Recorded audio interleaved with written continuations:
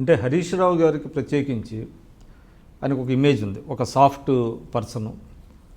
అంటే ఆయన కొన్ని ఇష్యూస్ మీద కొంచెం తీవ్రంగా మాట్లాడినా కూడా ప్లస్ మనుషులను గౌరవించడం కానివ్వండి, అంటే మిగతా వాళ్ళతో కంపారిటివ్గా అంటే టీఆర్ఎస్ నాయకత్వంలో కొంతమందితో పోలిస్తే హరీష్ రావు గారు ఒక జెంటిల్ మ్యాన్ పొలిటీషియన్ అనేటువంటిది ఇమేజ్ కూడా ఒకటి ఉంది. కానీ మీరు ఆయన మీదనే డైరెక్ట్గా అంటే మీ మీద థ్రెటనింగ్ చేశారనో లేకపోతే మీ మీద దాడులకు పురుగొల్పారనో అటువంటి ఆరోపణ చేశారు. అది ఎంతవరకు ప్రజల్లోకి ఎట్లా కలిగింది?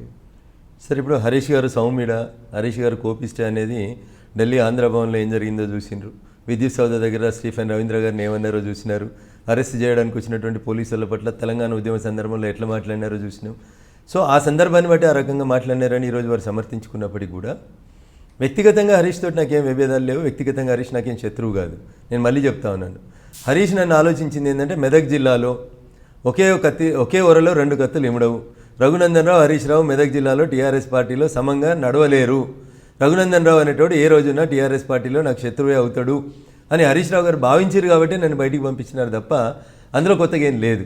సో వ్యక్తిగతంగా హరీష్ కష్టపడతాడు, పార్టీ కోసం పనిచేస్తాడు, అంతవరకు ఐ డూ అగ్రి. ఎందుకంటే చాలా కాలం కలిసి పనిచేసినాం, పగలనక రాత్రి అనక ఉద్యమం కోసమే పనిచేసినాం, తెలంగాణ కోసమే పనిచేసినాం. కానీ ఆయనకుండే వ్యక్తిగత స్వార్థం ఆయనకు ఉంటుంది. మనిషి కదా సార్, మనిషి స్వార్థజీవి, ఆశజీవి. ఆయనకు రకరకాలైనటువంటి ఆశలు ఉన్నాయి.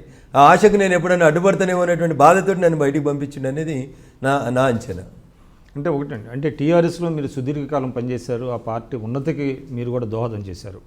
అయితే కొన్ని కారణాల వల్ల మిమ్మల్ని బయటికి పంపించడం కానివ్వండి, మీరు బయటికి రావడం కానీ జరిగింది. అంటే ఈ కేసుని ఎలా చూడొచ్చు అంటే అమితంగా ప్రేమించి విఫలమైనటువంటి ఉన్మాది ఏ విధంగా అయితే దాడులకు పాల్పడతాడో ఆ విధంగా మీరు కూడా టీఆర్ఎస్ని అనేక ఇబ్బందులు అంటే పిల్స్ వేయటం, అవి వేయటం, ఇవి వేయటం ఇలాంటివన్నీ అనుకోవచ్చా మీరు?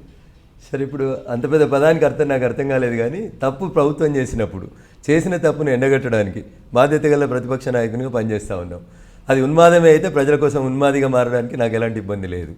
మాట్లాడితే టీవీ ఛానళ్ళు కట్ అవుతాయి, మాట్లాడితే పేపర్లు బంద్ అవుతాయి, మాట్లాడితే అసెంబ్లీలో మైక్ కట్ అవుతుంది. మేము చూపించాలనుకున్నదే చూపిస్తాం బయట ప్రపంచానికి. మేము చెప్పిందే మాట్లాడాలి ప్రతిపక్ష నాయకులు అని అనుకునేది విధానం ప్రజాస్వామ్య స్ఫూర్తికి 100% విరుద్ధం. ఎక్కడైనా ఎవరో ఒకరు మాట్లాడాల్సిందే. మాట్లాడిన ప్రతి గొంతును మేము నొక్కుతామని చేసేటువంటి ప్రయత్నాన్ని నేను తీవ్రంగా వ్యతిరేకిస్తూ ఉన్నాను. ఒకవేళ అదే ఉన్మాదం అయితే yes I'm ready to face it. ఉదాహరణకి మల్లన్న సాగర్ విషయంలో కేసులు వేసినామని అంటారు.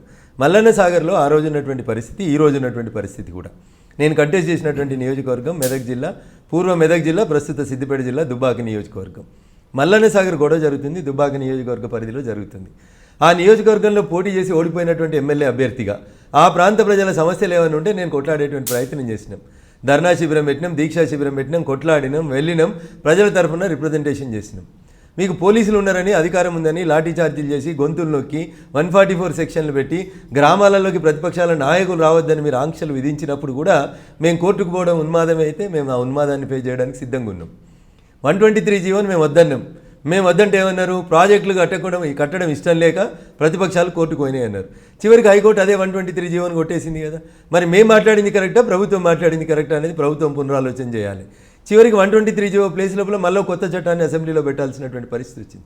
అంటే మేము మాట్లాడిన దాంట్లో న్యాయం ఉంది, మేము మాట్లాడుతున్నటువంటి ప్రజలు మాట్లాడినటువంటి మాటలో న్యాయం ఉంది కాబట్టి రాష్ట్ర ప్రభుత్వం ఇచ్చినటువంటి జీవోని హైకోర్టు కొట్టేసింది. తర్వాత మీరు కొత్త చట్టం తెచ్చుకునేటువంటి ప్రయత్నం చేసినారు.